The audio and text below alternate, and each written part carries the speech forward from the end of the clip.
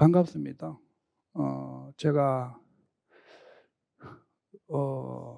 올 상반기는 어 이제 코로나도 좀 심해지고 해서 직강생 전혀 없이 그냥 인강으로만 했어요. 인강으로만 했는데 처음에는 '인강이 좀 답답하지 않을까?' 이렇게 생각을 했는데 또 인강을 하다 보니까 익숙해져 가지고 또 그런 면들이 조금 있더라고요. 그런데 어떻든 이제 이 7월 달부터는 여러분들이 직접 이제 써 보고 또 피드백도 받고 뭐 이런 것들이 이제 중요하고 이제 웬만하면은 되도록이면 제가 매주 좀 논술을 좀 피드백을 해 드리려고 합니다. 그래서 제가 이제 한 주에 논술이 3 편이 나가거든요. 3 편이 나가는데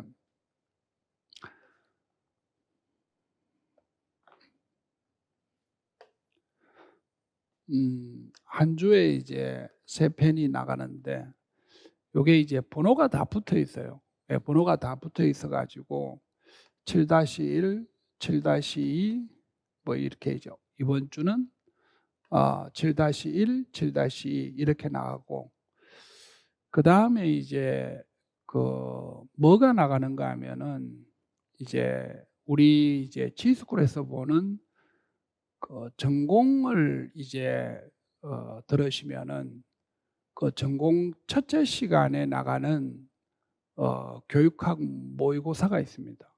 그래서 그 이제 번호를 어떻게 붙였나 하면 전공 70일, 그러니까 전공 어 7월 달 첫째 주.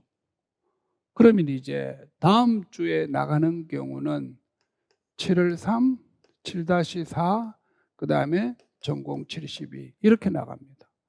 그래서 요거는 제가 여러분들이 이제 뭐 전공 시간에 쓰시든 안 그러면 좀 뭐 다른 시간에 쓰시든지 간에 뭐 주말에 쓰시든지 간에 이거는 이제 여러분들이 한번 검토를 좀 해 보시라라고 하는 거고 꼭 또 안 써 보셔도 되고요. 안 그러면 이제 초안지라든지 또는 이제 뭐 개요도라든지 뭐 요런 것만 써 보셔도 되고요. 그리고 이제 매주 이제 여러분들이 학원에서 오후 시간에 2편씩을 이제 써야 되거든요. 그러니까 사실은 이 정도 쓰면은 여러분들이 이제 뭐 시험 칠 때까지 매주 이제 2편씩을 쓰시면 논술이 뭐 안 들려고 해도 자동적으로 늘어납니다. 이게 우리가 이 글쓰기 같은 경우는 사실 이제 꾸준하게 쓸 때 효과가 아주 크기 때문이거든요.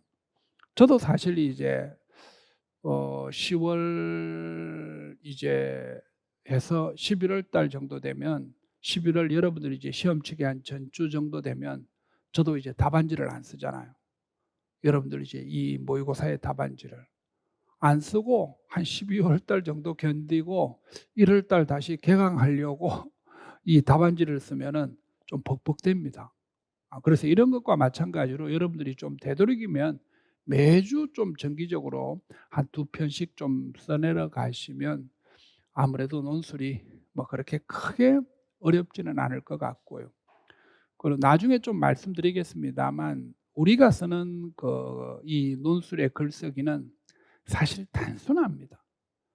무슨 이제 시나리오를 쓴다든지 뭐 희곡을 쓴다든지 뭐 이런 것하고는 좀 또 성격이 다르기 때문에 우리는 이제 그 답안이 좀 이제 사실 어떤 면에서는 건조하고 간결하는 것이거든요.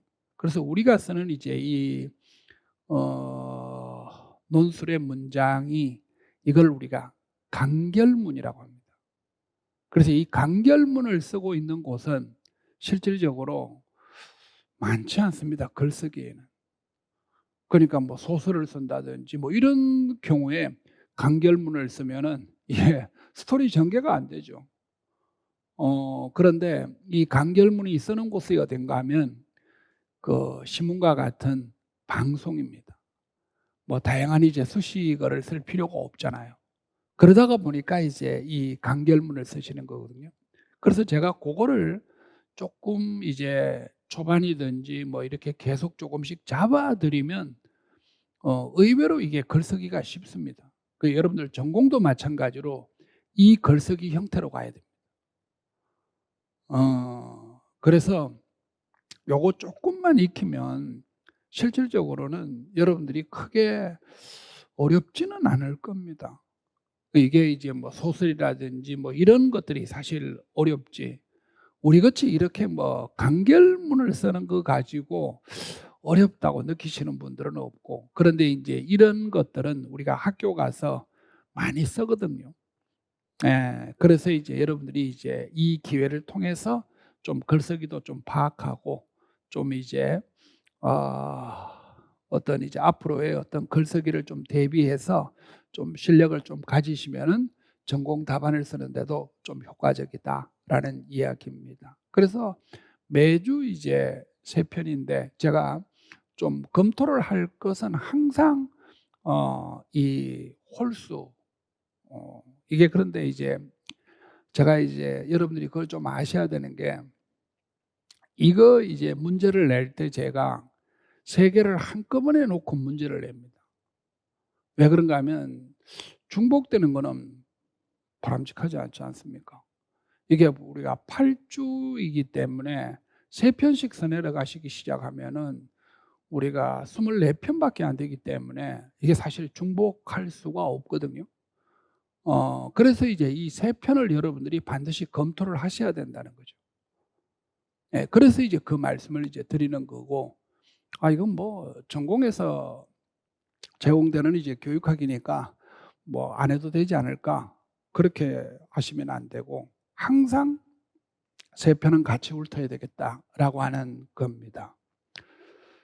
그 이제 오전에는 여러분들 여기에 이제 하루 일과가 나와 있습니다만, 사실 오전에는 이제 이론 강의를 하려고 하고, 그 이론 강의는 이제 이 마인드맵 교재를 하려고 하는데, 이게 페이지가 얼마 되지 않습니다만 사실 시험에 들어갈 수 있는 내용들은 거의 다 들어 있습니다, 이게. 그래서 요거를 1-2월 달부터 이론 강의를 쭉 들으신 분들이 그냥 '나는 썼던 책 계속 보고 싶다.'라고 하면은 여러분들 이론서를 참고를 하셔도 됩니다. 마인드맵을 이제 꼭 우리가 뭐 책을 2 권, 3권 쓸 필요 볼 필요는 없으니까, 자기는 이제 '이론서를 보고 싶다.'라고 하시는 분들은 이론서를 보시면 되고, 또 '한번 정리를 해 보고 싶다.'라고 하면은 마인드맵을 보시면 되는데, 이게 글자가 좀 작습니다. 글자가 좀 작아서 글자가 너무 적네. 그 대신에 이제 아마 웬만한 그 이론서에 들어있는 내용들은 전부 다 여기에 압축시켜 놨기 때문에 여러분들이 한번 검토하고 점검하고 뭐 이런 데는 아주 효과적인 책이지 않을까라고 생각을 하는 겁니다. 그리고 이제 요 이론 강의가 사실 여러분들 보시면 알다시피 3 시간 만에 그 이론 강의를 한 챕터씩을 끝내야 되거든요. 그러니까 여기 보시면은 이제 뭐 교육 과정이라든지 뭐 평가라든지 사실 이런 것은 3 시간 하면은 뭐 다 검토가 됩니다. 그런데 인제 교수 방법도 그렇고, 그다음에 교육 심리 생활지도 이런 부분을 아예 이제 2 주로 잡아 놓은 이유가 이게 내용 분량이 좀 많기 때문입니다. 예. 그래서 사실 생활지도 같은 경우는 뭐 그렇게 크게 문제는 되고 있지는 않습니다만, 그래도 처음 시작하는 심리 같은 경우를 너무 또 빠른 속도로 나가 버리면 여러분들이 또 어려움이 있을 수 있을 것 같고요. 그리고 이제 아예 이제 그럴 바에는 좀 시험에 좀 잘 안 나오는 교육 철학이라든지 교육 사회학을 조금 빨리 끝내는 게 낫지 않을까.